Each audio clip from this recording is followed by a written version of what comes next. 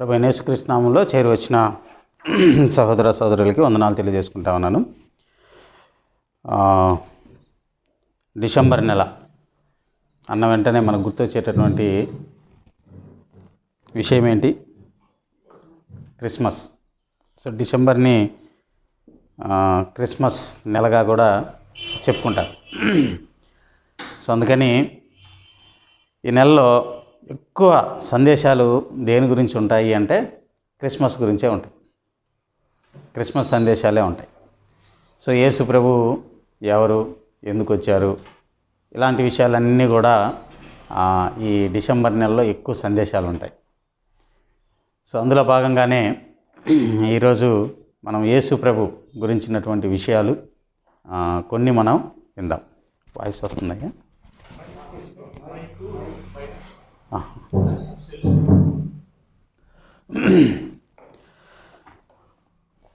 So మత్తయి సువార్త 1వ అధ్యాయం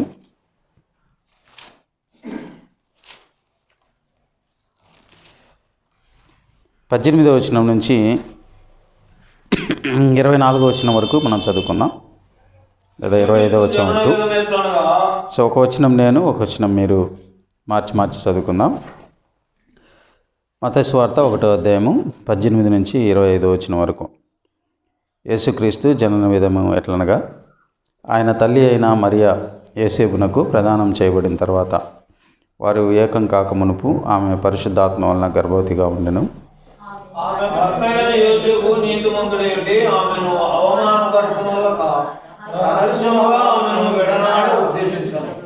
అతడు ఈ సంగతులను గూర్చి ఆలోచించుకొనుచుండగా, ఇదిగో ప్రభువు దూత స్వప్నమందు అతనికి ప్రత్యక్షమై, దావీదు కుమారుడు అయిన యేసేపు, నీ భార్యను అయిన మరియను చేర్చుకొనుటకు భయపడకుము. ఆమె గర్భం ధరించినది పరిశుద్ధాత్మ వలన కలిగినది.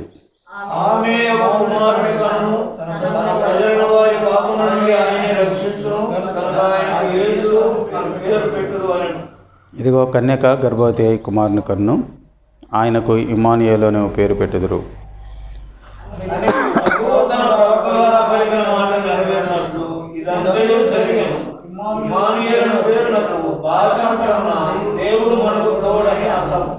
యేసేపు నిద్ర మేల్కొని ప్రభుదూత తనకు ఆజ్ఞాపించిన ప్రకారం చేసి తన భార్యను చేర్చుకొని ఆమె కుమారుని కనుగొరకు ఆమెను ఎరుగకుండెను. అతడు ఆ కుమారునికి యేసు అని పేరు పెట్టెను. చిన్న ప్రార్థన.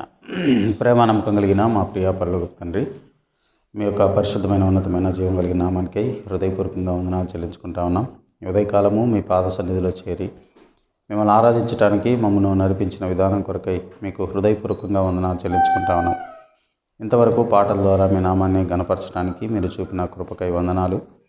ప్రియ తండ్రి, చదవబడినటువంటి లేఖన భాగంలో నుంచి మాకు అవసరమైన సంగతులు మీరు మాతో మాట్లాడమని ప్రార్థన చేస్తూ ఉన్నాం. నిలబడిన దాసుని బలహీనుణ్ణి మీ యొక్క ఆత్మ స్వాధీనంలో ఉంచుకొని ఎవరికి ఏ మాటలు అవసరమో మీరే సూటిగా స్పష్టంగా మాట్లాడండి. మీ మాటల యందు ప్రభువా మా యొక్క మనసును ఉంచడానికి కృప చూపండి. వినగలిగినటువంటి చెవులు, అంగీకరించే మనసు నాయన మీరు మాకు దయచేయమని మీ పాద సన్నిధిలో వేడుకుంటా ఉన్నాం. మా హృదయాలని సిద్ధపరచండి. మెట్టుకు ఈ సమయాన్ని మాకు ఆశీర్వాదకరంగా ఉంచమని ప్రభువా మీ నామానికి మహిమ తెచ్చుకుందరని మమ్మల్ని అందరినీ కూడా మీ కృపగల చేతులకు అప్పగించుకుంటూ రావాల్సినటువంటి బిడ్డల్ని కూడా త్వరగా నడిపించమని మా రక్షకుడు ప్రభునకు యేసుక్రీస్తుల వారి పరిశుద్ధమైన నామంలో స్తుతించి ప్రార్థించి వేడుకుంటా ఉన్నాము తండ్రి, ఆమేన్. ఇప్పుడు మనం చదువుకున్నటువంటి విషయాలు మనకు అందరికీ తెలిసినవే. యేసేపుకు మరియను ప్రదానం చేసిన తర్వాత పరిశుద్ధాత్మ వలన మరియ గర్భం ధరించిన తర్వాత యేసేపు ఈ విషయం తెలుసుకున్న తర్వాత ఆమెని అవమానపరచనొల్లక రహస్యంగా విడిచిపెట్టాలి అనుకొని ఆలోచించుకుంటున్నటువంటి సమయంలో ప్రభు దూత యేసేపుకు ప్రత్యక్షమై ఈ విషయాలు చెప్తా ఉంది. యేసేపు, నీ భార్య అయిన మరియను చేర్చుకోవడానికి నువ్వు భయపడొద్దు, ఎందుకంటే ఆమె గర్భం ధరించింది పరిశుద్ధాత్మ వలన అన్న విషయము బయలుపరిచి, ఈ విషయాలు ఎప్పుడో ప్రవక్తలు చెప్పినటువంటి విషయాలే ఇప్పుడు నెరవేరబడ్డాయి అని లేఖనాన్ని ఎత్తి చూపి ఆ మాట, ఇదిగో కన్యక గర్భవతి అయి కుమారుని కనును. ఆ కుమారునికి ఏం పేరు? యేసు అను పేరు పెడతారు. యేసు అనే పదానికి అర్థం ఏంటి అంటే, కింద ఫుట్ నోట్లో యేసు అను శబ్దమునకు రక్షకుడు. యేసు అంటే అర్థం ఏంటి? రక్షకుడు అని అర్థం. తర్వాత ఆయనకి ఇంకొక పేరు. ఏం పేరు అది? ఇమ్మానుయేల్. ఇమ్మానుయేల్ అంటే దేవుడు మనకు తోడు. ఇక్కడ రెండు విషయాలు యేసు ప్రభు గురించినటువంటి విషయాలు ఉన్నాయి. ఒకటి ఏంటి అంటే ఆయన ఎవరు అంటే రక్షకుడు, ఆయన ఎవరు అంటే ఇమ్మానుయేల్ అంటే తోడుగా ఉండేటటువంటి దేవుడు అనేటటువంటి అర్థం. ఇక్కడ మనం చదువుకున్నటువంటి విషయాల్లో ఆయన ఏం చేస్తాడు అనే విషయాలు 21వ వచనంలో యోసేపుకు బయలుపరచబడ్డాయి. ఏమని? తన ప్రజలను వారి పాపముల నుండి, అక్కడ రాయబడిన మాట ఏంటంటే ఆయనే అంటే యేసే అని అర్థం. తన ప్రజలను వారి పాపముల నుండి యేసే రక్షించేది, ఆయనే రక్షించేది. అందుకు ఆయనకి ఏం పేరు? యేసు అంటే రక్షకుడు అని. ఎవరిని రక్షిస్తాడు ఆయన? తన ప్రజలు. అంటే ఎవరంటే ఆ విషయాలు ఇప్పుడు మనం కొద్దిసేపు ఆలోచన చేద్దాం.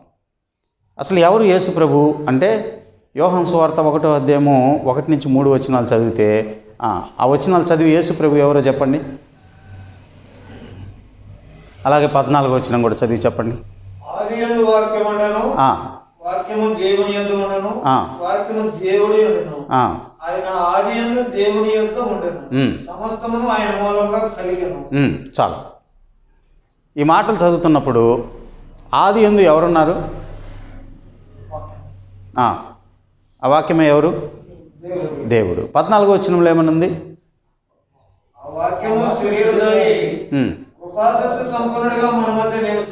ఎవరు ఆ శరీరధారి? ఎప్పుడున్నాడు యేసు ప్రభు? ఆదియందు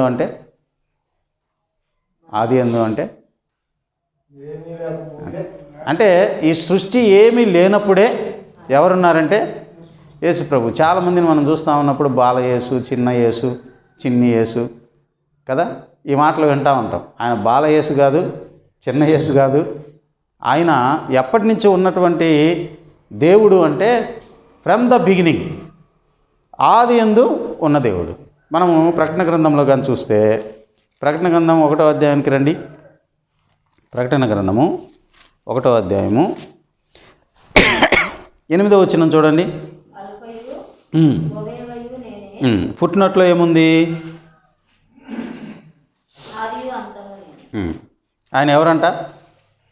ఆది అంతం. అంటే సృష్టింపబడకముందు ఎవరున్నారు? ఇంకా చివరికి ఉండేది ఎవరు? ఆ విషయాలు అంటే దేవుడు ఆది అంతమునై ఉన్నటువంటి వాడు. ఎవరైనా యేసు ప్రభు. ఇంకా 8వ వచనం తర్వాత చదివితే, వర్తమాన భూత భవిష్యత్ కాలములలో ఉండువాడును నేనే అని సర్వాధికారియు దేవుడునగు ప్రభువు సెలవించుచున్నాడు. ఎవరంట? యేసు ప్రభు. వర్తమాన భూత భవిష్యత్తు కాలాల్లో ఉండేటటువంటి దేవుడు. ఇంకా ఆయన సర్వాధికారం కలిగినటువంటి దేవుడు. ఆయన సర్వాధికారం కలిగినటువంటి దేవుడు, ఆది అంతమునై ఉన్నటువంటి దేవుడు, వర్తమాన భూత భవిష్యత్ కాలాల్లో ఉండేటటువంటి దేవుడు. ఇంకా యోహాను సువార్తలో మనం చదువుకున్నాం, సమస్తము ఆయన మూలముగా కలిగింది. అంటే సర్వ సృష్టికర్త ఆయన, సర్వాధికారి అయిన దేవుడు, సర్వ సృష్టికర్త అయినటువంటి దేవుడు, ఆది అయి ఉన్నటువంటి, ఆది అంతమునై ఉన్నటువంటి దేవుడు. ఇంకా మరియ ఈ మాటలు విన్న తర్వాత మరియ యేసు ప్రభు గురించి చెప్తున్నటువంటి మాటలు ఏంటి అంటే, లూకా సువార్త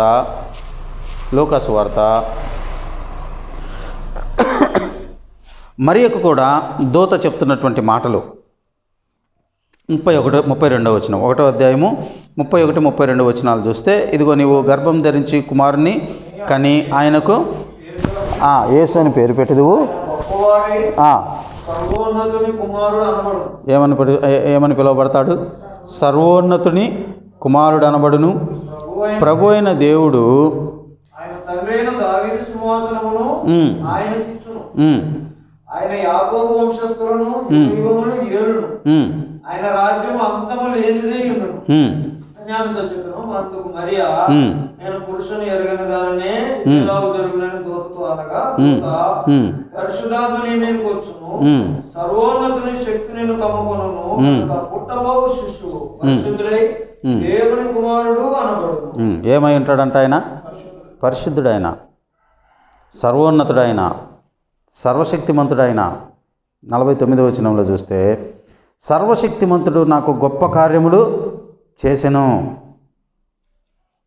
నా ఆత్మ నా రక్షకుడైన దేవుని యందు ఆనందించెను.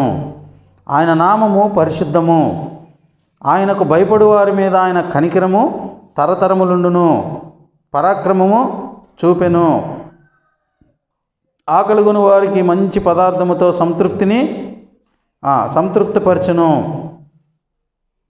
తన కనికరం చూప జ్ఞాపకం చేసుకుందునని మన పితరులతో సెలవిచ్చినట్లు ఆయన తన సేవకుడైన ఇశ్రాయేలునకు సహాయము చేసెను. ఈ మాటలన్నీ చదువుతూ ఉంటే మన దేవుడు ఎవరో, ఆయన లక్షణాలు ఏంటో అక్కడ మనకు అర్థమవుతూ ఉన్నాయి. ఆయన ఆది అంతంలో ఉన్నటువంటి దేవుడు, సర్వ సృష్టికర్త అయినటువంటి దేవుడు, సర్వాధికారం కలిగినటువంటి దేవుడు, సర్వశక్తిమంతుడు, సర్వోన్నతుడు. ఆయన రాజ్యము యుగయుగములు కదా.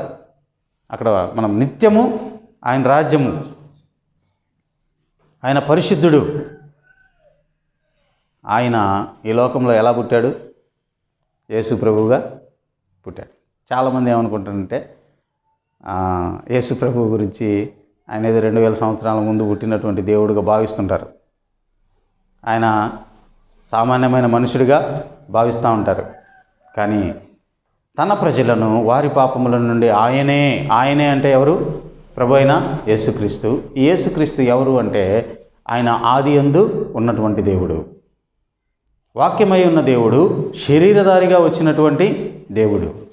ఈ దేవుడు ఆత్మస్వరూపి అయినటువంటి దేవుడు. ఈ దేవుడు సర్వాధికారం కలిగిన దేవుడు. ఈ దేవుడు సర్వోన్నతుడు, సర్వశక్తిమంతుడు, సర్వ సృష్టిని సృష్టించినటువంటి దేవుడు, ఆది అంతమునై ఉన్న దేవుడు, పరిశుద్ధుడైనటువంటి దేవుడు, సహాయం చేసే దేవుడు, కనికరం చూపే దేవుడు కదా, దయ చూపే దేవుడు. ప్రియ సహోదరుడా, సహోదరి, ప్రభు అయిన యేసుక్రీస్తుల వారి యొక్క లక్షణాలు. ఆయన తన ప్రజలను ఏం చేస్తున్నాడు? ఏం చేస్తూ ఉన్నాడు? రక్షిస్తూ ఉన్నాడు.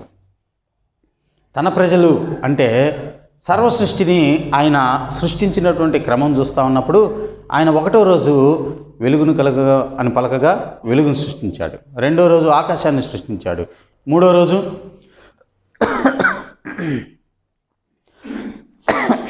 భూమిని సృష్టించాడు. 4వ రోజు ఆయన సూర్య చంద్ర నక్షత్రాలని సృష్టించాడు. 5వ రోజు జలచరాలను, ఆకాశంలో ఎగిరేటటువంటి పక్షుల్ని సృష్టించాడు. తర్వాత 6వ రోజు ఆయన భూచర జీవులను, అలాగే ఎవరిని? మనిషిని సృష్టించి ఏం చేశాడు అంటే తన స్వరూపమందు తన పోలిక చొప్పున ఎవరిని చేయాలనుకున్నాడు? నరుని చేయదమనుకొని స్త్రీనిగాను పురుషునిగాను దేవుడు నరుని నిర్మించి వారిని భూమి మీద ఏం చేశాడు? ఆశీర్వదించాడు. ఏమని ఆశీర్వదించాడు అంటే, మీరు ఈ భూమిని నిందించండి, ఈ భూమిని లోపరుచుకోండి. ఇప్పుడు ప్రపంచం మీద చూస్తూ ఉన్నప్పుడు అన్ని ఖండాల్లో ఎవరున్నారు? మనుషులు ఉన్నారు. కొన్ని జాతి జీవులు చూస్తే కొన్ని ఖండాల్లో కనపడవు. మన భారతదేశంలో కంగారు కనపడుతుందా? కంగారులు ఆస్ట్రేలియాలోనే ఉంటాయి. కానీ నువ్వు ఏ ఖండంలోకి పోయినా ఎవరు కనపడతారు? మనుషులు ఉంటారు. అది ఏంది? దేవుడిచ్చినటువంటి ఆశీర్వాదం. మీరు భూమిని నిర్మించండి, దాన్ని ఏం చేయండి? లోపరుచుకోండి. ఇప్పుడు భూమిని శాసిస్తున్నది, భూమి మీద ఉన్నటువంటి జీవులన్నిటినీ శాసిస్తున్నది ఎవరు?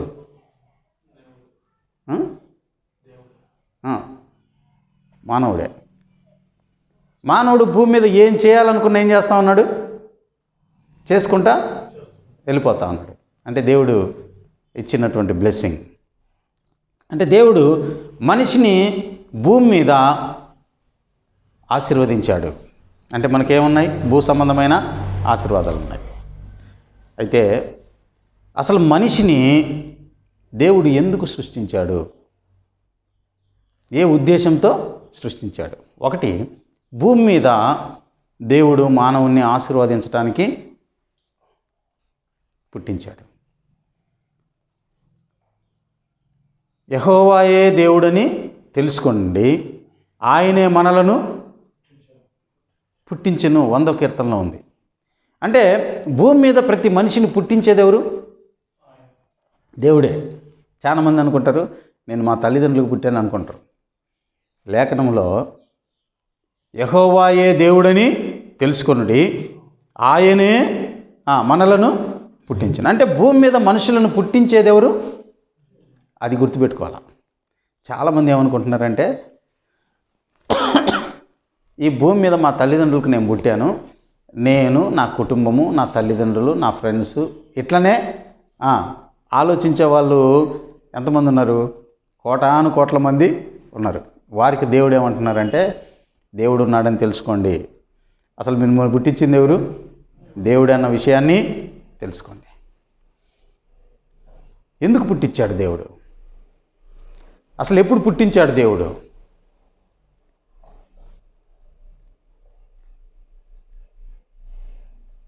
ప్రతి మనిషి ఈ విషయాన్ని కానీ తెలుసుకుంటే, అర్థం చేసుకుంటే తన జీవితం ధన్యమైనట్టే.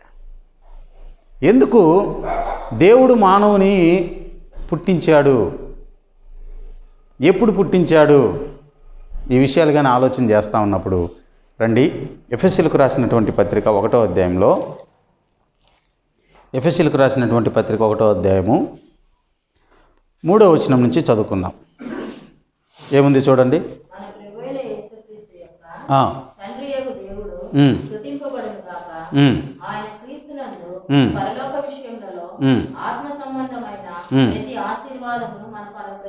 చాలు.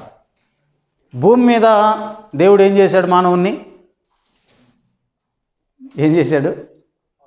ఆశీర్వదించాడు. ఇక్కడ మనం చదివినటువంటి మాటలో ఏముంది?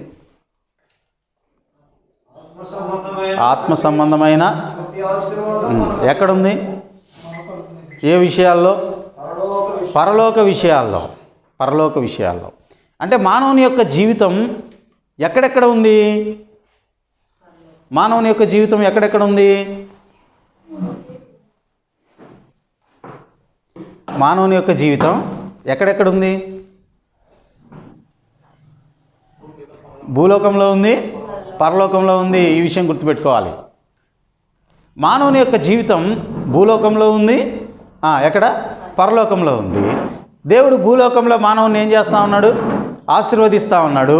పరలోకంలో కూడా ఏముంది? పరలోక విషయాల్లో కూడా ఏమున్నాయి? ఆశీర్వాదం ఉంది. ఏంటి ఆ ఆశీర్వాదము అని మనం కానీ తర్వాత చదివితే చూడండి. ఎట్లనగా తన ప్రియుని యందు తాను ఉచితముగా మనకు అనుగ్రహించిన తన కృప మహిమకు కీర్తి కలుగునట్లు, ఇక్కడ అండర్లైన్ చేయండి, ఇక్కడ మీ బైబిల్లో అండర్లైన్ చేయండి. తన చిత్త ప్రకారమైన దయా సంకల్పం చొప్పున యేసు క్రీస్తు ద్వారా తనకు కుమారులుగా స్వీకరించుటకై.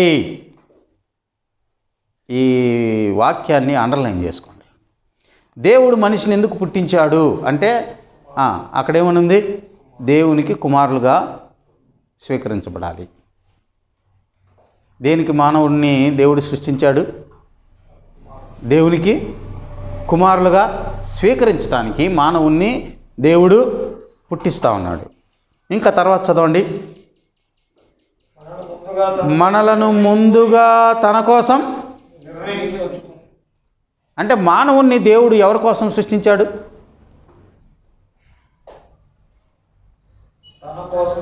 తన కోసం. అంటే అది నువ్వు నేను ఉన్నది ఎందుకు అంటే ఎవరి కోసం?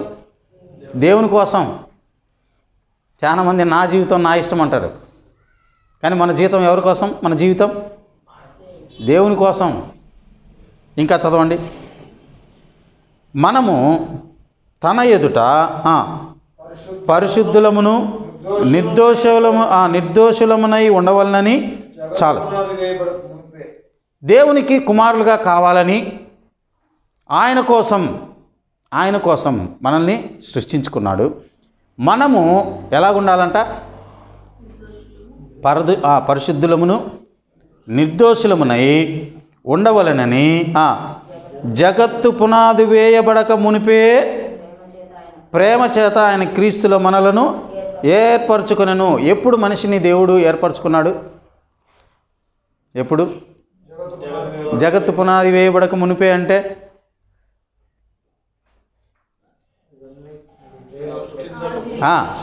అంటే నువ్వు నేను దేవుని సంకల్పంలో, దేవుని ఉద్దేశంలో, దేవుని ప్రణాళికలో ఎప్పుడున్నాం? ఎప్పుడు? ఈ సృష్టిని సృష్టింపబడక మునిపే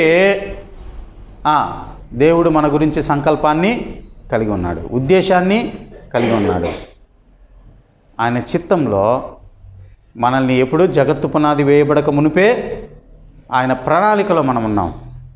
ఈ భూమి మీద మనం పుట్టాలని, ఈ భూమి మీద మన జీవితాన్ని ఆయన ఆశీర్వాదం చేత ఆయన మహింకరంగా జీవించబడాలని, తర్వాత పరలోకంలో ఈ భూలోకంలో ఆయనకు కుమారులుగా మనల్ని స్వీకరించబడాలని దేవుడు ఎప్పుడు సంకల్పించాడు? ఎప్పుడు? జగత్తు పునాది వేయబడక మునిపే. ఇది దేవుని యొక్క ప్రణాళిక, దేవుని యొక్క సంకల్పం నీ పట్ల, నా పట్ల, ప్రతి మానవుని పట్ల. మనుషులందరినీ పుట్టిస్తుంది ఎవరు? దేవుడే. అందుకే మనుషులందరూ కూడా ఎవరు ప్రజలు? ఆయన ప్రజలు, దేవుని ప్రజలు. యెహోవాయే దేవుడని తెలుసుకొనుడి. తర్వాత ఏమనుంది? ఆయనే మనలను పుట్టించెను, మనం ఆయన మేపు గొర్రెలము, మనం ఆయన ప్రజలము. మనుషులందరూ కూడా ఎవరు అంటే దేవుని ప్రజలు, దేవుని ప్రజలు. ఆయన ఎందుకు మనిషిని సృష్టించాడంటే భూమి మీద దేవుని చేత ఆశీర్వదించబడటానికి. రెండవది, పరలోక విషయంలో ఆత్మ సంబంధమైన ప్రతి ఆశీర్వాదము పొందుకోవటానికి. ఏంటి అది అంటే, నెంబర్ 1, ప్రతి మనిషి కూడా ఏం కావాలి? దేవునికి కుమారులు కావాలి, కుమార్తెలు కావాలి. దేవునికి కుమారులుగా చేయబడిన వారు దేవుని ఎదుట ఎలాగుండాలి? పరిశుద్ధులము నిర్దోషులమునై ఉండాలి. ఎప్పటి వరకు ఉండాలి కదా? సదాకాలం ఉండాలి. దేవుని యొక్క ప్రణాళిక అది, దేవుని యొక్క ప్రణాళిక అది. అయితే దేవుని స్వరూపంలో, దేవుని పోలికలో చేయబడినటువంటి మానవుడు దేవుని ప్రణాళికలో నుంచి ఏమైపోయాడు? పతనమైపోయాడు. దేవుడు ఏదైతే ఉద్దేశించాడో, ఏదైతే సంకల్పించాడో, ఏదైతే ప్రణాళికను కలిగి ఉన్నాడో ఆ ప్రణాళికలో నుంచి మానవుడు ఏమైపోయాడు? పతనమైపోయాడు. పరిశుద్ధులుగా, నిర్దోషులుగా ఆయన ఎదుట నిలబడాలి, ఆయన కుమారులుగా. ఈ భాగ్యాన్ని మానవుడు ఏం చేసుకున్నాడు? కోల్పోయాడు, పోగొట్టుకున్నాడు. మరి పరలోకాన్ని విడిచిపెట్టి మానవుడు ఎక్కడికి వారసుడయ్యాడు, ఎక్కడికి పాత్రుడయ్యాడు అంటే, ఎక్కడికి పాత్రుడయ్యాడు? నరకానికి పాత్రుడయ్యాడు. ఇదేందన్నా? దేవుడు సంకల్పించాడు కదా, దేవుని ప్రణాళిక కదా, మరి దేవుని ఎదుట ఆయన పరిశుద్ధులుగా, నిర్దోషులంగా ఉండొచ్చు కదా, మరి నరకానికి ఎందుకు పాత్రుడు మానవుడు అంటే, దేవుడు నరకాగ్నిలోకి మానవునికి పాపం వలన వచ్చే జీతం మరణం. ఆజ్ఞ అతిక్రమమే పాపం. ఆజ్ఞను అతిక్రమించిన ప్రతి మానవుడు కూడా ఎక్కడికి పోవాలి? నరకానికి పోవాలి. నరకము దేవుడు ఎందుకు చేశాడు? నిత్యాగ్నిని దేవుడు ఎందుకు చేశాడు? ఎవరి కోసం చేశాడు? ఎవరి కోసం చేశాడయ్యా కదా? చాలామంది ఏమనుకుంటున్నారంటే, ఈ ప్రశ్న అడిగితే దేవుడు ఎందుకు నిత్యాగ్నిని, నరకాన్ని చేశాడు అంటే పాపుల కోసం. ఎవరి కోసం? పాపుల కోసం. కానే కాదు. టక్కున వచ్చే సమాధానం ఏం చెప్పారంటే పాపుల కోసం అన్నారు. పాపుల కోసం కానే కాదు. యేసు ప్రభువారు మత్తయి సువార్త 25వ అధ్యాయంలో అంటాడు, శపించబడిన వారులారా నన్ను విడిచి అపవాదికిని వాని దూతలకును అపవాదికి వాడి దూతలకి అపవాదికి వాని దూతలకి ఏం సిద్ధపరచబడింది? నిత్యాగ్ని. దేవుడు మనిషిని నిత్యాగ్నికి మనిషి కోసం చేయలా. మనిషి పాపం చేశాడు కాబట్టి మనిషిని నరకంలో వేయాలని నరకం చేయలా. ఎవరి కోసం? అపవాదికి వాడి దూతలకి. ఎవడి అపవాది అంటే యెషయా గ్రంథం 14వ అధ్యాయంలో ఏమని ఉంది? తేజో నక్షత్రమా, వేకు చుక్క, నువ్వేమనుకున్నావు? దేవునితో సమానుడిగా తన మనసులో గర్వించటాన్ని బట్టి దేవుడు ఎక్కడికి పడేశాడు? పాతాళంలోకి, నరకంలో ఒక మూలకు పడవేయబడ్డాడు.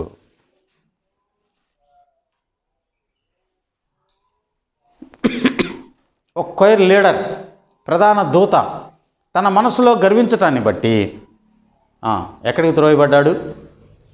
నరకంలో ఒక మూలకు త్రోయబడ్డాడు. ఈ నరకంలో ఒక మూలకు త్రోయబడ్డటువంటి ఈ అపవాది ఏం చేస్తూ ఉన్నాడు అంటే, అక్కడ రాయబడిన మాటలు క్లుప్తంగా నేను చెప్తా ఉన్నాను. లోకమును అడవిగా చేసేవాడు, పాడు చేసేవాడు, పట్టణాల్ని పాడు చేసేవాడు, తాను చెరపట్టిన వారిని తమ నివాస స్థలానికి పోనీయని వాడు ఇతడేనా అని ఈ అపవాది గురించి రాయబడింది. యెషయా గ్రంథం 14వ అధ్యాయం, ఇంటికి వెళ్ళాక చదవండి, గుర్తుపెట్టుకోండి. యెషయా గ్రంథం 14వ అధ్యాయంలో ఈ అపవాది పాతాళంలో, నరకంలో ఒక మూలకు త్రోయబడిన వాడు ఏం చేస్తూ ఉన్నాడు అంటే, చెరపట్టిన వారిని తమ నివాస స్థలానికి పోనీయట్లేదు. అంటే ఏం చేస్తూ ఉన్నాడు? చెరపట్టుకుంటున్నాడు. చెరపట్టుకోవటం అంటే బంధిస్తూ ఉన్నాడు. బంధించి ఒక బుట్టలో వలేసి చేపలు పట్టుకున్నాం అనుకోండి, ఏం చేస్తాం? ఇంకా చేపలు ఎక్కడికి పోవు, ఆ బుట్టలో ఉంటాయి. ఆ బుట్టని ఎక్కడికి తీసుకెళ్తే అక్కడికి పోతాయి. ఆ బుట్ట తీసుకుపోయి ఒక మంటలో వేసామనుకో, చేపలు ఏమైపోతాయి? కాలిపోతాయి. ఈ అపవాది కూడా ఎవరిని చెరపడుతున్నాడు? ఎవరిని చెరపడుతున్నాడు? మనుషులని చెరపడుతున్నాడు. చెరపట్టి ఎక్కడికి తీసుకెళ్తున్నాడు?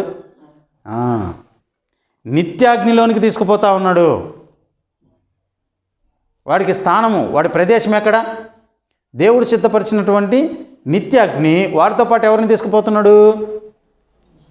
మనుషులని చెరపట్టుకొని వాడితో పాటు ఎక్కడికి తీసుకెళ్తున్నాడు? ఎక్కడికి పోనివ్వట్లేదు? పరలోకంలో దేవుని కుమారులుగా, ఆయన ఎదుట పరిశుద్ధులుగా, నిర్దోషులుగా నిత్యము ఉండవలసినటువంటి మానవుణ్ణి చెరపట్టుకొని ఎక్కడికి తీసుకెళ్తున్నాడు? నిత్యాగ్నిలోనికి తీసుకెళ్తా ఉన్నాడు.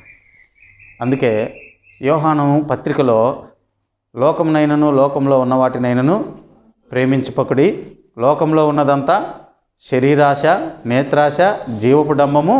తర్వాత ఏముంది? చదవండి, 2వ అధ్యాయం 15వ వచనము. యోహాను రాసినటువంటి మొదటి పత్రిక.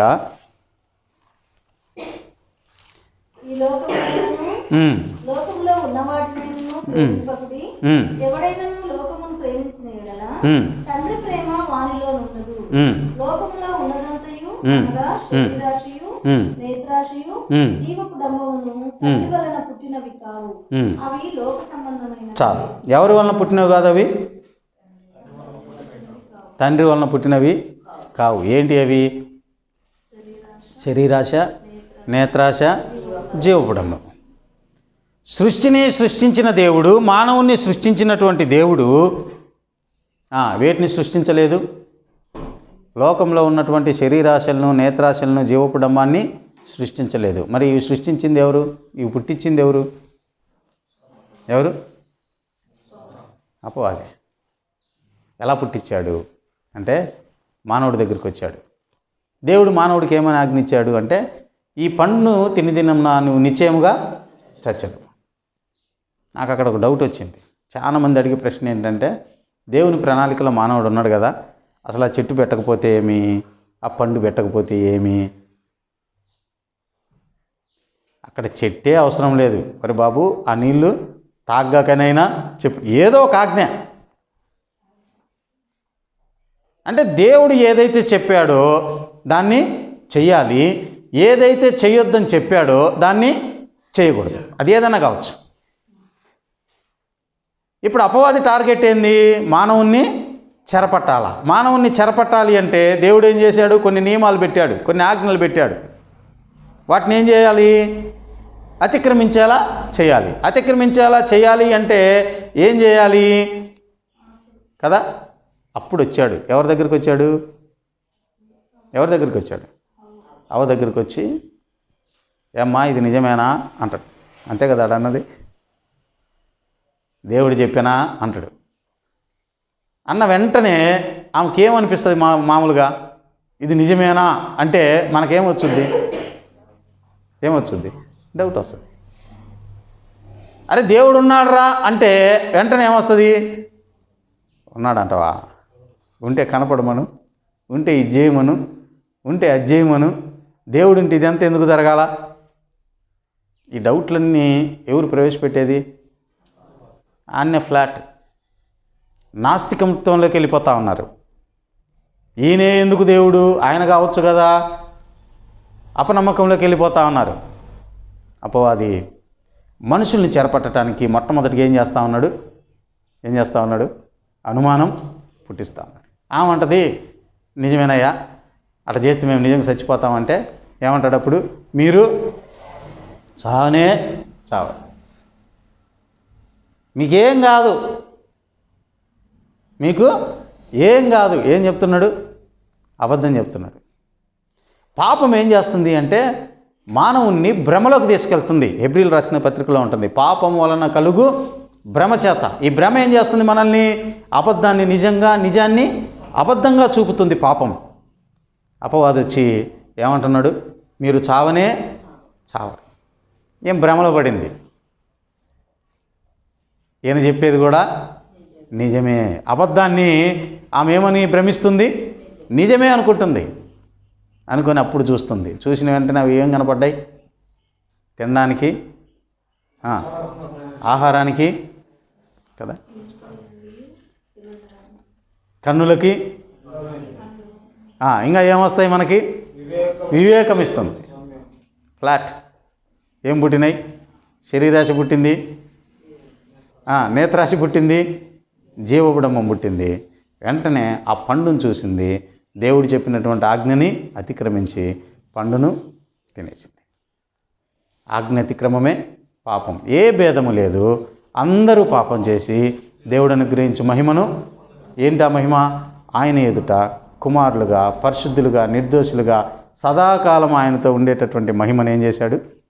మానవుడు కోల్పోయాడు, పతనమైపోయాడు. ఆయన ప్రణాళికలో నుంచి పతనమైపోయాడు. ఇప్పుడు మానవుడు ఎక్కడికి పోతున్నాడు?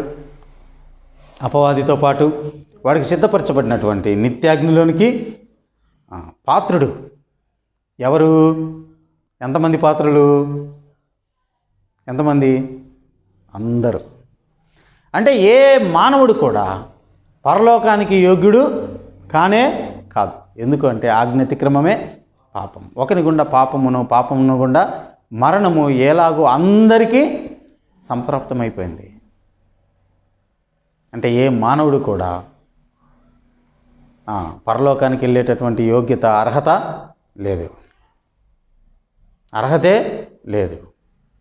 అయితే దేవుని యొక్క మహాకృప, దేవుని ప్రేమ చేత ఆయన ఏం చేశాడు అంటే పాపం వలన వచ్చు జీతం మరణం. మరణానికి పాత్రనైనటువంటి మానవునికి పాప క్షమాపణ కలగడానికి, పాపం నుండి విమోచించటానికి ఆయన విమోచన క్రయధనముగా యేసుప్రభు వారు ఎందుకు వచ్చారు ఈ లోకానికి? విమోచన క్రయధనముగా వచ్చాడు. ఎవరిని విమోచించటానికి? మానవుని విమోచించటానికి. దేని నుంచి విమోచించటానికి? పాప శాపం నుండి విమోచించటానికి. క్రయధనం అంటే సన్నీకి లైసెన్స్ లేదు. రోడ్డు మీద పోతా ఉంటే పోలీసులు ఆపారు. ఏం పడుతుంది? ఫైన్ పడుతుంది. సన్నీ ఇప్పుడు స్టూడెంట్ కాబట్టి కట్టడానికి డబ్బులు లేవు. ఈ డబ్బులు ఎవరు కట్టాలా? వాళ్ళ అమ్మ కట్టాలి. వాళ్ళ అమ్మ తీసుకొచ్చి కట్టింది. మా అమ్మ కడితే నేను ఒప్పుకోను అన్నాడు అనుకో,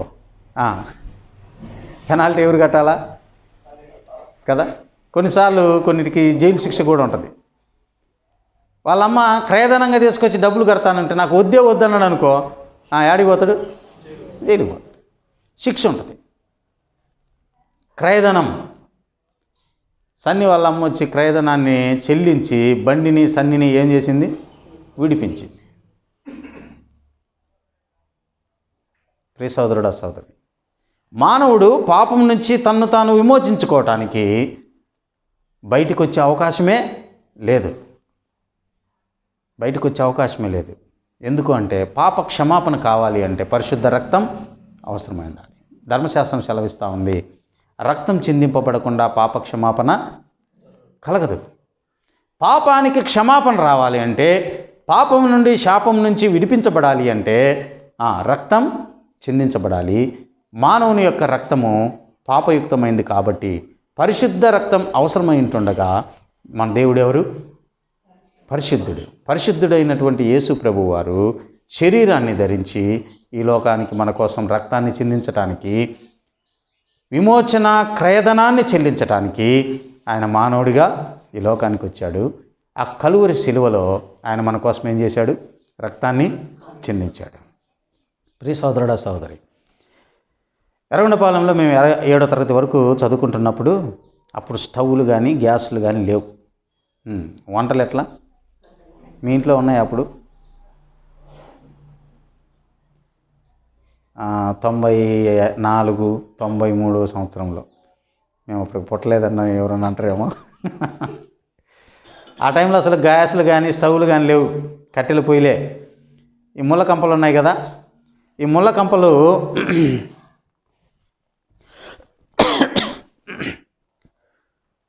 ఈ ముళ్ళ కంపలు కత్తి గొడ్డలో తీసుకొని కర్ర తీసుకుపోయి చిలుక్కొని మోపు కట్టుకొని తీసుకొని రావాలి. అప్పుడు ఈ చేతులకి కాళ్ళకి ముళ్ళులు గుచ్చుకుంటాయి. పై చర్మాన్ని గుచ్చుకున్నాయి అనుకో, ముళ్ళు పెట్టి అట్లా కదిలిచ్చి వచ్చేస్తాయి. లోపల గుచ్చుకుందనుకో, ఆ ముళ్ళు తీయాలంటే చర్మాన్ని కొంచెం వెడల్పు చేసి ఆ ముళ్ళుని అట్లా కదిలిస్తూ ఉంటే ఏం జరుగుద్ది? విపరీతమైన నొప్పి వస్తుంది. ఆ ముళ్ళు కదిలే కొద్దీ ఏమొస్తుంది? రక్తం వస్తూ ఉంటుంది. అంటే రక్తనాళాలు కదులుతూ ఉంటే రక్తం ఏమవుతుంది? బయటకు వస్తూ ఉంటుంది. ప్రభు అయిన యేసుక్రీస్తుల వారు పొందిన గాయాల గురించి ఆలోచన చేస్తూ ఉన్నప్పుడు ఆయన కొట్టినటువంటి కొరడాలు, చేప గాలం ఉంటుంది కదా, చేపల గాలం పట్టిన తర్వాత అది తీస్తుంటే రాలేదనుకోండి, ఏం చేస్తారు? లాగుతారు. లాగినప్పుడు ఏమవుద్ది? నోరు కూడా చీల్చుకొని వస్తుంది. యేసు ప్రభు వారిని కొట్టినటువంటి కొరడాలు అలాంటి గాయాలు, అలాంటి గాలాలు ఉన్నటువంటి కొరడాలతో వీపుకేసి కొట్టి ఇలా లాగినప్పుడు చర్మము కండ ఏమైంది? చీల్చుకుంటా వచ్చేది. అలాంటి గాయాలు. ఆయన పొందిన దెబ్బల చోట మనకేమొచ్చింది? స్వస్థత. ఎక్కడి నుంచి స్వస్థత? హృదయము అన్నిటికంటే మోసకరమైంది, ఘోరమైన వ్యాధి కలిగింది. ఏంటి ఆ వ్యాధి? పాపమనే వ్యాధి. ఈ పాపమనే వ్యాధి నుంచి మనకు స్వస్థత ఎలా వచ్చింది అంటే ఆయన పొందిన దెబ్బల చేత. ఈ పాప క్షమాపణ ఎలా వచ్చింది అంటే ఆయన పొందినటువంటి గాయాల్లో నుంచి చిందించబడినటువంటి రక్తం చేత మనకు పాప క్షమాపణ కలిగింది. ఆయన్ని మొద్దుకు కాళ్ళల్లో చేతుల్లో మేకులు కొట్టినప్పుడు, ఆయన్ని నిలువుగా నిలబెట్టినప్పుడు ఆధారం ఏంటి? ఆయనకి మేకులు. అలాగే నిలబడగలమా? కదులుతూ ఉంటే ఆ కాళ్ళల్లో నుంచి చేతుల్లో నుంచి రక్తం ధారగా చిందించబడింది. ఎవరి కోసం అంటే నీ కోసం, నా కోసమే. ఆయన సమస్త మానవాళి అందరి పాప విమోచన కొరకై ఆయన రక్తాన్ని చిందించి రక్షణను సిద్ధపరిచాడు. రక్షణను సిద్ధపరిచాడు. ఎవరైతే యేసయ్యా నేను పాపిని, నా హృదయం మోసకరమైంది, నా హృదయంలో పాప వ్యాధి ఉంది, ఈ పాపం నుంచి, ఈ పాప వ్యాధి నుంచి నాకు స్వస్థత కలగటానికై, నాకు రక్షణ ఇవ్వడానికై, నాకు పాప క్షమాపణ కలగడానికై, నిత్యాగ్నికి వెళ్ళవలసిన నన్ను పరలోక రాజ్యానికి తీసుకెళ్ళటానికై మానవుడిగా ఈ లోకానికి వచ్చి నా కోసం మరణించి సమాధి చేయబడి తిరిగి లేచి నాకు రక్షణ సిద్ధపరిచావు ప్రభువా. నేను నమ్ముతున్నాను, నిన్ను రక్షకునిగా నేను అంగీకరిస్తున్నానని ఎవరైతే తమ హృదయంలో యేసుక్రీస్తునందు విశ్వాసం ఉంచి ఆయనను రక్షకుడిగా అంగీకరించి తమ పాపాల విషయమై పశ్చాత్తాపడి ఒప్పుకుంటారో, మన పాపములను మనం ఒప్పుకున్న ఎడల ఆయన నమ్మదగినవాడు, నీతిమంతుడు కనుక మన పాపములను ఏం చేస్తాడు? క్షమిస్తే శిక్ష ఉంటుందా? ఉంటుందా? ఉండదు. క్షమించి సమస్త దుర్నీతి నుండి ఏం చేస్తాడు? పవిత్రులుగా చేస్తాడు. ఆయన మానవుణ్ణి ఏ ఉద్దేశంతో నిర్మించుకున్నాడు అంటే ఆయన ఎదుట పరిశుద్ధులుగా, నిర్దోషులుగా నిలబెట్టుకుంటాడు. ఎలా పరిశుద్ధులం కాగలము అంటే ఆయన రక్తం చేత మన పాపములు కడుగుపడిన తర్వాత మనల్ని ఆయన పరిశుద్ధులుగా, నిర్దోషులుగా చేసి పరలోక రాజ్యానికి వారసుడిగా చేస్తాడు. ఎందరు తనను అంగీకరించరో, అనగా తన నామం నందు విశ్వాసం ఉంచి ప్రతి వాడును దేవుని పిల్లలయ్యే అధికారం.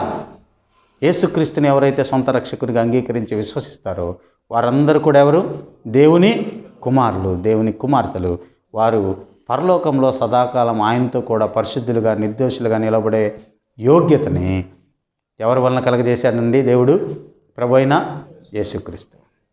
అందుకే ఆయనే రక్షించును, ఆయనే రక్షించును. ప్రియ సోదరుడా, సోదరి, ఈ కూడికలో ఇంకా ఎవరైనా యేసుక్రీస్తుని సొంత రక్షకునిగా అంగీకరించుకుంటే నో డౌట్ దేనికి పాత్రులు? నిత్యాగ్నికి పాత్రులు. అయితే దేవుని కృపావరం ఏంటి? కృప అంటే యోగ్యత లేని మనల్ని, పరలోక రాజ్యానికి వెళ్ళలేనటువంటి వెళ్ళే అర్హత లేనటువంటి మనల్ని ఆయన కృప ఏం చేసిందని మనల్ని యోగ్యులుగా చేసింది. యేసుక్రీస్తుని సొంత రక్షకునిగా అంగీకరిస్తే దేవుని కుమారుడుగా, కుమార్తెగా చేయబడతావు. పరలోకంలో సదాకాలం ఆయనతో,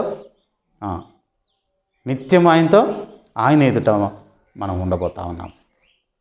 ప్రియ సోదరుడా, సోదరి, రక్షింపబడినటువంటి నువ్వు, నేను ఆయన ఎందుకు ఈ లోకానికి వచ్చాడు అంటే తన అడుగు జాడల యందు నడవడానికి మాదిరి ఉంచిపోయాను. ఆయన మాదిరిని మనం కనపరచడానికి. ఇక్కడ మనం చదువుకున్నటువంటి లేఖన భాగంలో యోసేపు మరియలు మనకు మాదిరి. యోసేపు మరియలు ఎవరండి? మనకు మాదిరి. దేవుని నమ్మినటువంటి బిడ్డలు ఎలా ఉండాలి అనే విషయాలు యోసేపు జీవితం, మరియ జీవితం చూస్తూ ఉన్నప్పుడు మనకు చాలా విషయాలు నేర్చుకోవచ్చు. నెంబర్ 1, యోసేపు జీవితంలో చూస్తూ ఉన్నప్పుడు ఆయన గురించి రాయబడిన మాట ఏంటి అంటే నీతిమంతుడు. ఎవరు నీతిమంతుడు అంటే అబ్రహాము దేవుని నమ్మెను, అది అతన్ని నీతిగా ఎంచబడింది. ఎవరు నీతిమంతులు అంటే దేవుణ్ణి ఎవరైతే నమ్ముతారో, యేసుక్రీస్తుని ఎవరైతే సొంత రక్షకునిగా అంగీకరిస్తారో వారెవరండి? నీతిమంతులు. దేవుని నమ్మిన వారు నీతిమంతులు. యోసేపు మరియలు ఇద్దరు కూడా యూదులే. యూదులంటే ఎవరండి? దేవుని ప్రజలు, నీతిమంతులు వాళ్ళే. రెండోది చూస్తూ ఉన్నప్పుడు ఇద్దరికి ఎదురైనటువంటి పెద్ద సమస్య ఏంటి అంటే ఏంటి చెప్పండి? యోసేపు ఈ విషయం తెలిసిన తర్వాత, ప్రదానం చేయబడిన తర్వాత యోసేపు తీసుకున్న నిర్ణయం దేని గురించి ఆలోచన చేస్తూ ఉన్నాడు అంటే అరే ఈమె గర్భం ధరించింది, ప్రదానం చేయబడింది. పురుషుణ్ణి ఎరగకుండా గర్భం ధరించడం అనేది అసాధ్యం. మానవుడిగా అరే ఈమె ఏదో పాపం చేసింది, ఈమె తప్పు చేసింది. ఒక్క మాట అన్నాడా మరి అని అన్నాడా? ఏమనుకున్నాడు? ఏమని ఆలోచిస్తున్నాడు చెప్పండి? అవమానపరచనొల్లక రహస్యముగా ఆమెను విడనాడ ఉద్దేశం. కుటుంబ జీవితంలో లేదా సంఘంలో, సమాజంలో యోసేపు మనకు మాదిరి. సహజంగా ఏ పురుషుడైనా కానీ ఈ పరిస్థితుల్లో ఏం చేస్తాడండి? ఆమె నాకు వద్దే వద్దు, ఆమె నేను అసలు పెళ్లి చేసుకోను. ఎందుకు అంటే ఆమె గర్భం ధరించింది అని ఏం చేస్తాడు? పెద్ద పంచాయతీ పెట్టరా? ఆ పంచాయతీలో మరియకి ఏమైంది? తన తోటి సహోదరులని, తన తోటి కుటుంబ సభ్యుల్ని అవమానపరచకూడదు అనేటటువంటి యాటిట్యూడ్ కలిగి ఉండాలని మనకు యోసేపు మాదిరి చూపిస్తూ ఉన్నాడు. యోసేపుని చూసి మనం నేర్చుకోవాల్సిన విషయం ఏంటంటే తన తోటి సహోదరుల్ని, కుటుంబ సభ్యుల్ని, లేదా మన కొలీగ్స్ని, లేదా దేవుని ప్రజలైనటువంటి మనుషులను ఏం చేయకూడదు? అవమానపరచకూడదు. ఇప్పుడు కానీ చూస్తూ ఉంటే చాలా కుటుంబాల్లో భార్యాభర్తలు కౌంటర్లు వేసుకుంటారు, ఒకరినొకళ్ళు వ్యంగ్యంగా మాట్లాడుకుంటారు. ఎందుకని అలా మాట్లాడుకుంటారు? ఎందుకని మాట్లాడుకోరా కదా? సెటైర్లు వేసుకుంటారు. సెటైర్లు వెనక ఉన్న ఉద్దేశం ఏంటి? అవతల వాళ్ళని ఏం చేయాలని కదా? కించపరచాలని, అవమానపరచాలని, అంతే కదా దాని ఉద్దేశం. ఇప్పుడు జబర్దస్త్ ప్రోగ్రాంలు చూస్తూ ఉంటే అందులో ఏముంటుంది కదా? సెటర్లే, కామెంట్లు చేయటమే, నిందలు వేయటమే. ఇది చూస్తూ ఉన్నటువంటి ప్రజలకు ఏమనిపిస్తుంది? వినోదంగా, ఎంజాయ్గా అనిపిస్తుంది. అరే బాబు, ఒక వ్యక్తిని అవమానపరచడం, కించపరచడం, విమర్శించటం, తగ్గించి మాట్లాడటం, అవమానించటం, అది దేవుని దృష్టిలో ఏంటి? సరైంది కాదు. కానీ లోకం ఏం చూపిస్తుంది? దాంట్లో ఏమి ఎంజాయ్ ఉన్నట్టుగా చూపిస్తుంది. అంటే పాపం ఏం చేస్తుందంటే భ్రమలకు తీసుకెళ్తుంది అనే దానికి ఒక ఎగ్జాంపుల్. ఈ స్వభావం ఎక్కడి నుంచి వచ్చింది అంటే, ఎప్పుడైతే ఆజ్ఞను అతిక్రమించారో, ఏం ఆదాము ఎక్కడున్నావు అంటే ఏమంటాడు ఆయన? దాక్కున్నాను అన్నాడు. తర్వాత ఏమన్నాడు? తిన్నావా అంటే ఏమన్నాడు? తిన్నానన్నాడా? నువ్వు నాకు ఇచ్చావే అన్నాడు. అరే బాబు, నువ్వు తిన్నావా అంటే ఏం చెప్పాలా? తిన్నాను కదా, లేదు తినకపోతే తినలేదు. ఏమని సమాధానం చెప్తుండేనా? ఇదిగో నువ్వు కానీ పని చేయకుంటే నేను ఇది చేసేవాడిని కాదు. మీరు ఎక్కడన్నా చూడండి, ఒక తప్పు కానీ జరిగితే ఇమ్మీడియట్గా ఏం చేస్తారు చెప్పండి?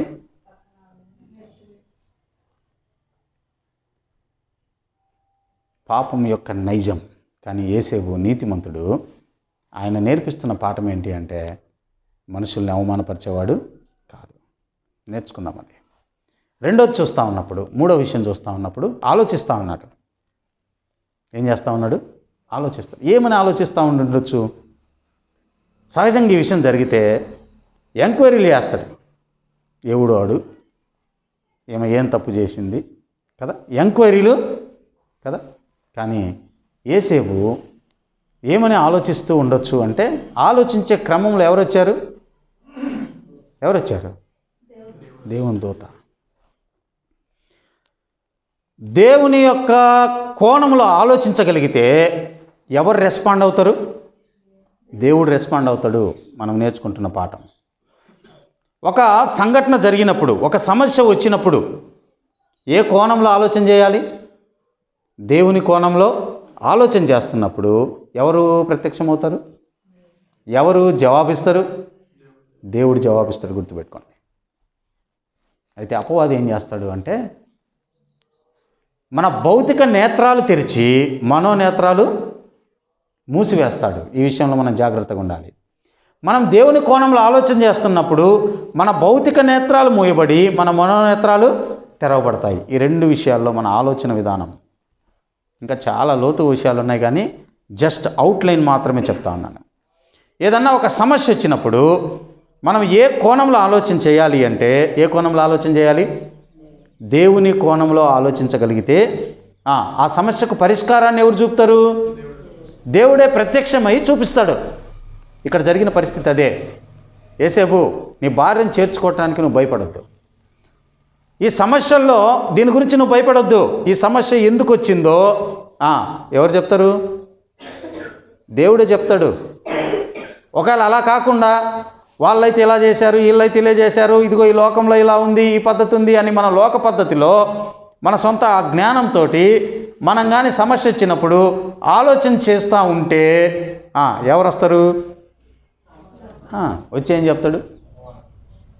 మన భౌతిక నేత్రాలు తెలుస్తాడు. అదిగో వాడిట చేశాడు, ఇట, నువ్వు కూడా ఇట చేయి. అపవాది మన భౌతిక నేత్రాలు తెరిచి మనోనేత్రాలను ఏం చేస్తాడు? మూసివేస్తాడు. అందుకే కొరింథీయులకు రాసినటువంటి పత్రికలో ఏమనుంది? అక్కడ రాయబడిన మాట 4వ అధ్యాయం 4వ వచనం. కొరింథీయులకు రాసినటువంటి 2వ పత్రిక 4వ అధ్యాయం 4వ వచనంలో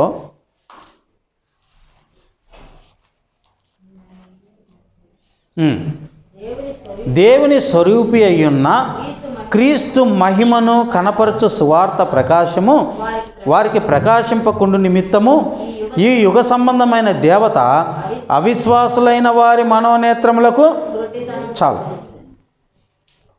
సోదరుడా సోదరి, యేసేపు ఆలోచిస్తూ ఉన్నాడు. ఏ కోణంలో ఆలోచిస్తూ ఉన్నాడు అని కానీ మనం ఆలోచన చేస్తే దైవిక కోణంలో ఆలోచన చేస్తూ ఉన్నాడు. ఆత్మానుసారమైనటువంటి మనస్సు అంటాను. దైవిక కోణంలో ఆలోచన చేస్తూ ఉన్నప్పుడు దేవుడు ప్రత్యక్షమై ఆ సమస్యకు పరిష్కారాన్ని చూపిస్తాడు. భయపడద్దు. నీ భార్యను చేర్చుకోవడానికి ఎవరైనా చేర్చుకుంటారండి? సాధ్యమేనా? కానీ యేసేపు ఏం చేశాడు? చేర్చుకున్నాడు. కారణం, ఆమె దేవుని యొక్క చిత్తం ఏంటో, దేవుని యొక్క ప్రణాళిక ఏంటో ఎవరికి బయలుపరిచాడు? యేసేపుకి బయలుపరిచాడు. మన జీవితాల్లో కూడా మనము ఏదన్నా ఒక పరిస్థితి ఎదుర్కొంటున్నప్పుడు, దైవిక కోణంలో మనం ఆలోచన చేస్తూ ఉన్నప్పుడు దేవుడే ప్రత్యక్షమై ఇదిగో దీన్ని అలో చేసింది ఎవరు, అనుమతించింది ఎవరు, నేనే. ఎందుకు అనుమతించానో, నువ్వు ఏం చెయ్యాలో అవన్నీ కూడా దేవుని చిత్తాన్ని దేవుడు ఏం చేస్తాడు? బయలుపరుస్తాడు. ఈ విషయాన్ని తెలియక మానవుడు గందరగోళమై, క్రైస్తవుడు గందరగోళమై సమస్యలను కొని తెచ్చుకుంటా ఉన్నారు. ప్రియ సోదరుడా సోదరి, ఇలాంటి ఆలోచన చేయగలిగితే కుటుంబం జ్ఞానయుక్తంగా కట్టబడుతుంది, సంఘం జ్ఞానయుక్తంగా కట్టబడుతుంది, సమాజం జ్ఞానయుక్తంగా కట్టబడుతుంది. ఇలాంటి క్రైస్తవులు లేపబడాలి. యేసేపు మనకు మాదిరిగా కనపడతా ఉన్నాడు. ఆయన ఎవరు? నీతిమంతుడిగా కనపడుతున్నాడు. ఆయన ఎవరు? అవమానపరచడానికి ఇష్టపడని ఆ నైజం కలిగినటువంటి వ్యక్తి. ఏ కోణంలో ఆలోచిస్తూ ఉన్నాడు? దైవిక కోణంలో ఆలోచిస్తూ ఉన్నాడు. దైవిక కోణంలో ఆలోచిస్తున్నప్పుడు దేవుని తన చిత్తాన్ని బయలుపరిచాడు. నీ భార్యను చేర్చుకుంటకు భయపడద్దు. ఇంపాసిబుల్ థింక్, అది అసాధ్యం. కానీ అసాధ్యాన్ని చేయడానికి యేసేపు ఏం చేశాడు? సిద్ధపడ్డాడు. కారణం ఏంటి అంటే దేవుని చిత్తం అర్థమైన తర్వాత యేసేపు ఏం చేశాడు అంటే ఆ మాట చదువుకొని మనం ముగించుకుందాం. మత్తయి సువార్త 1వ అధ్యాయం 24వ వచనంలో, యేసేపు నిద్ర మేలుకొని ప్రభువు దూత తనకు ఆజ్ఞాపించిన ప్రకారం చేసి తన భార్యను చాలు. యేసేపు చేసినటువంటి కార్యాన్ని ఎంతమంది ప్రజలకు ఉపయోగపడిందండి? ఎంతమందికి ఆశీర్వాదకరంగా మార్చబడింది కదా? ఆజ్ఞాపించిన ప్రకారం చేస్తే తనతో పాటు అనేక మంది ఆశీర్వాదానికి కారకులవుతారు. ప్రియ సోదరుడా సోదరి, దేవుడు చెప్పిన ఆజ్ఞను కానీ మనము పాటిస్తా, ఆయన చెప్పిన ప్రకారం ఆయన చిత్తానుసారంగా వెళ్తా ఉన్నప్పుడు మనల్ని దేవునికి మహింకరంగా వాడుకుంటాడు. రెండోది, అనేక మందికి ఆశీర్వాదకరంగా నిన్ను నన్ను ఉంచుతాడు. ఇంటికి వెళ్ళిన తర్వాత ఈ 4 విషయాల గురించి ఇంకా లోతుగా ధ్యానం చేయండి. అనేక విషయాలు దేవుడు బయలుపరుస్తాడు. ఇలాంటి మాదిరిని మనం కూడా కలిగి ఉండాలని దేవుడు కృప చూపాలని కోరుకుంటూ ఇంతటితో ఈ మాటలు ముగిస్తా ఉన్నాను. ప్రార్థన చేసుకుందాం. ప్రేమ నమ్మకం కలిగిన మా ప్రియ పరలోక తండ్రి, మీ యొక్క పరిశుద్ధమైన నామానికి వందనాలు. విత్తబడిన వాక్యము మా అనుదిన జీవితంలో అనుసరించడానికి ఫలింపును దయచేయమని వేడుకుంటూ మమ్మల్ని మీ కృపగల చేతులకు అప్పగించుకుంటూ యేసుక్రీస్తు నామంలో అడిగి వేడుకుంటా ఉన్నాం తండ్రి. ఆమేన్.